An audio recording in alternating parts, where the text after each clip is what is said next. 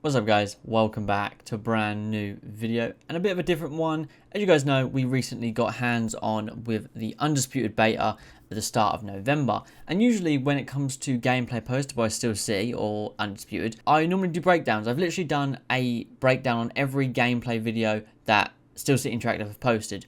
So I thought, why not do it with my own gameplay? Now, as we've seen some rounds that can be messy, some rounds can be dominated by hooks, and some rounds where people just even spam the same hand hook, I wanted to pick a round of me using all the tools, or at least all the various shots you can use.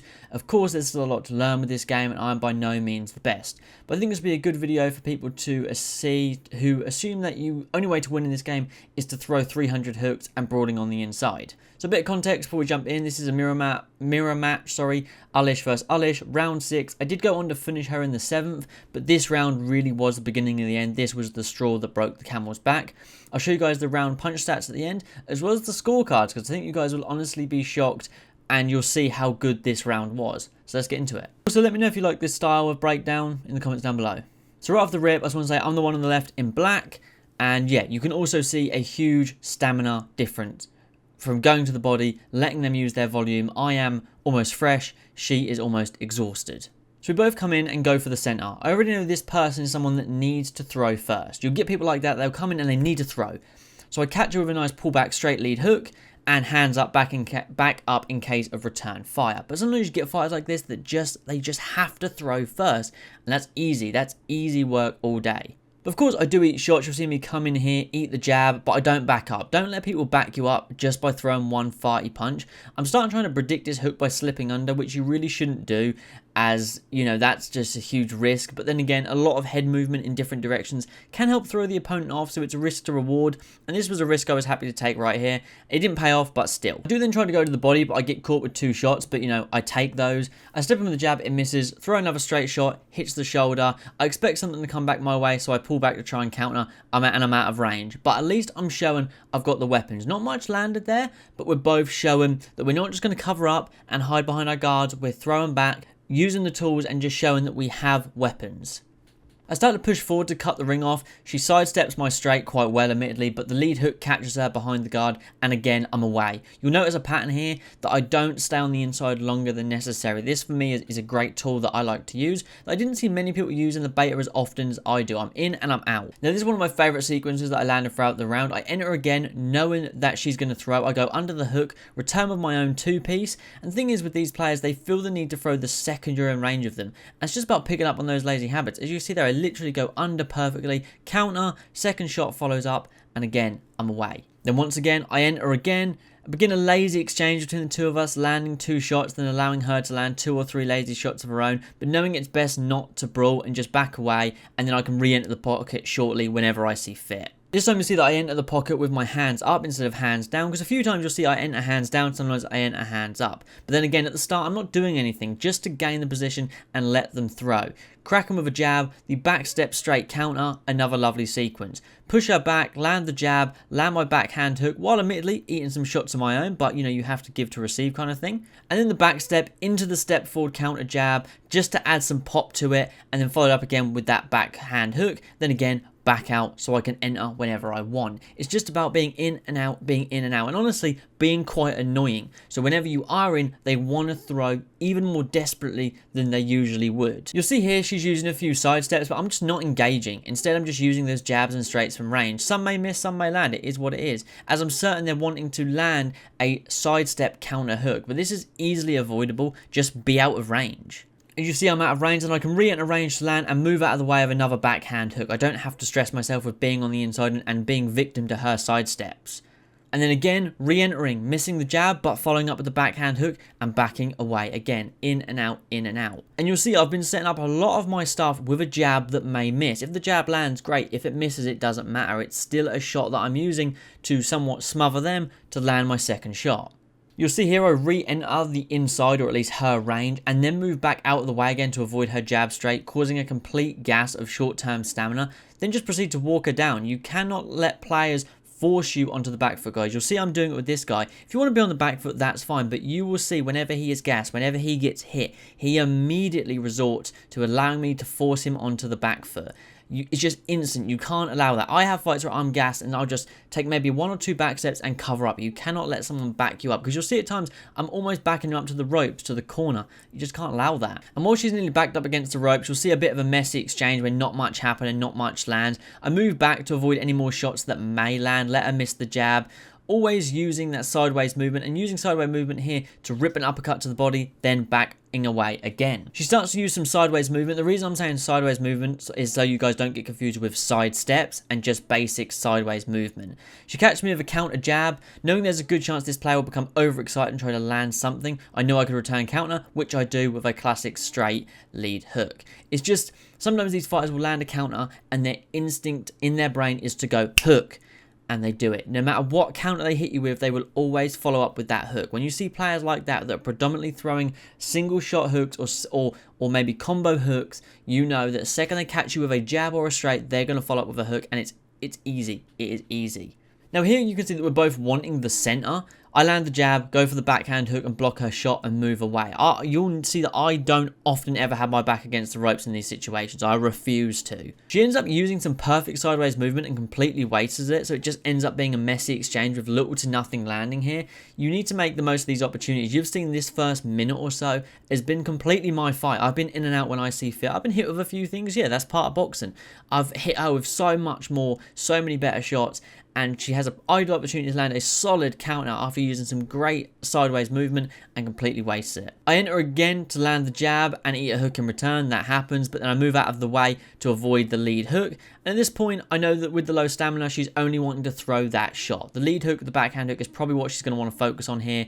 With halfway through this round at least, I know I'm pretty much just going to be able to pick her apart. You see here, she does start to back me up, so I step with both the straight and step with the lead hook while out of range, just to force some form of backup and regain the center. I knew them shots weren't going to land, but I knew I could force her back, because she would be thinking, okay, the shots are going to come, I'm just going to back up. What she should have done here is guard up, hold that center, let me waste them shots, catch and shoot. She would have got me, but I had a feeling, given how this person had been playing in the previous rounds, I could keep backing them up this way. Now with less than a minute to go, I wanted to focus on the body more. I go under the shot to rip to the body, then follow up while avoiding another hook with another body shot, followed by a third one, eating a farty low stamina hook to the head, and then the fourth and the fifth misses, but they force some serious backing up from her after eating 3 heavy shots to the body and seeing 4 and 5 coming her way. Not wanting none of it, she backs up again. I've got the position that I want. You notice here that I'm low on stamina, but she is so low, I know that I can just move around and recover. I don't need to stress in this situation.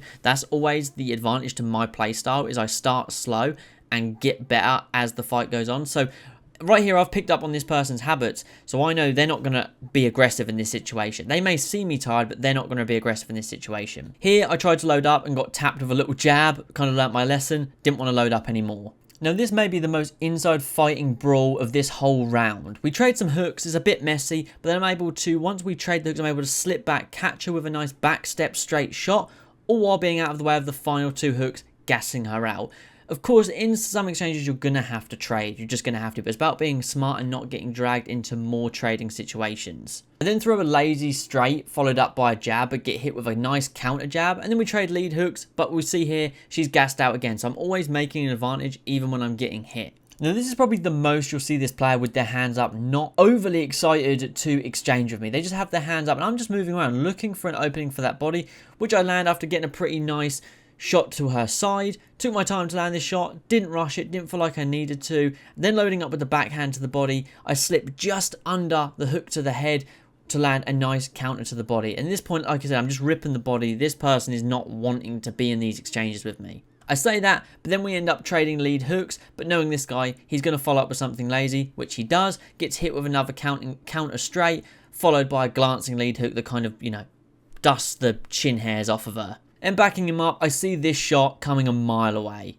as it's just what he does. He never pauses, he always backs up then throws. Backs up, throws, he has to. I return with a lead hook, for some reason it didn't count as a counter, but then I land the second lead hook and back away. A bit annoying that some of these counters don't count, but it is what it is. I then come back in, jab to the head, backhand hook goes to the body, make him miss after that, and back him up with more lazy shots. And yes, lazy shots are sometimes dangerous, but often in this situation, knowing who I'm fighting, I didn't know him, but I feel like I'd figured him out by this 6th round. I knew that I could do that. Now this is quite a nice sequence. He throws a lead hook, but I get so close, the shot just kind of forearms me, and then I throw 3 big shots to the body. Then coming up the top with the hook to the head, and you'll see he's been hit, so he just completely backs himself up into the corner. But you'll see he goes for that shot. I see it coming. I know, instead of backing away, let me use this to my advantage, something I haven't done much here, and get on the inside while he throws. The shot doesn't really register because obviously it's just a forearm.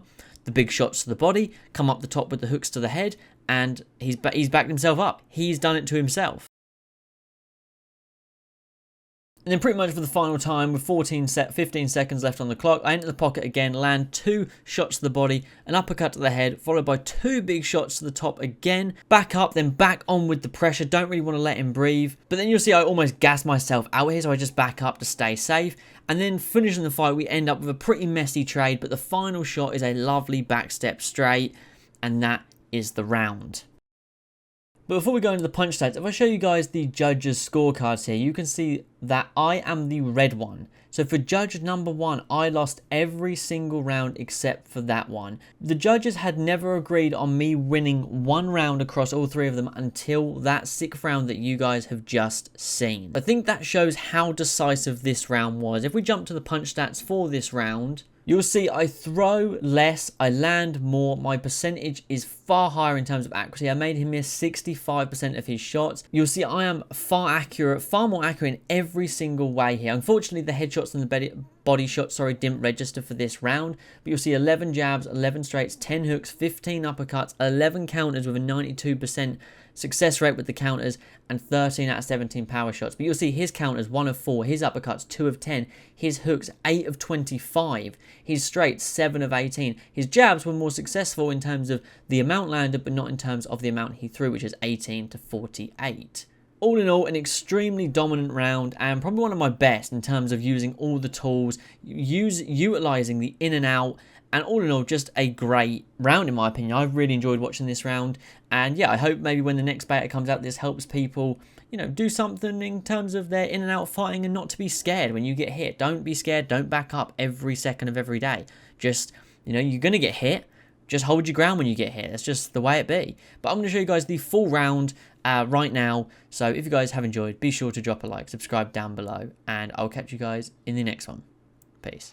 Here we go in the 6th round. Will get a world title shot. Surely will get a world title shot.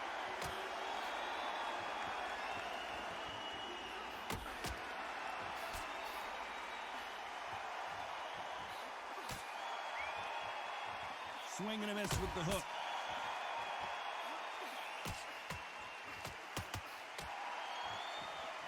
The face is telling the story from that jab.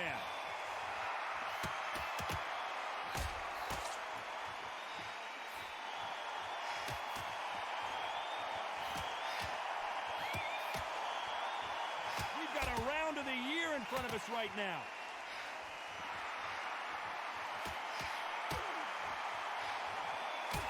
Swing and a miss with that jab.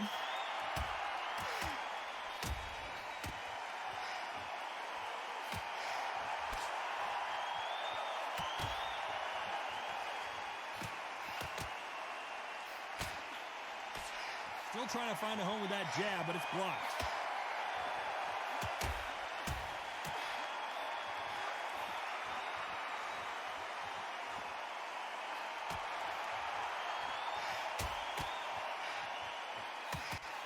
Under a minute here to go in round 6.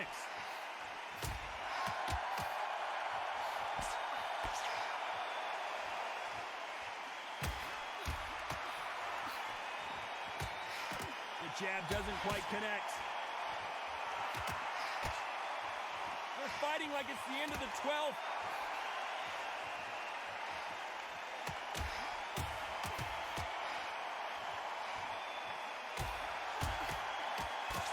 Not much time left in the round.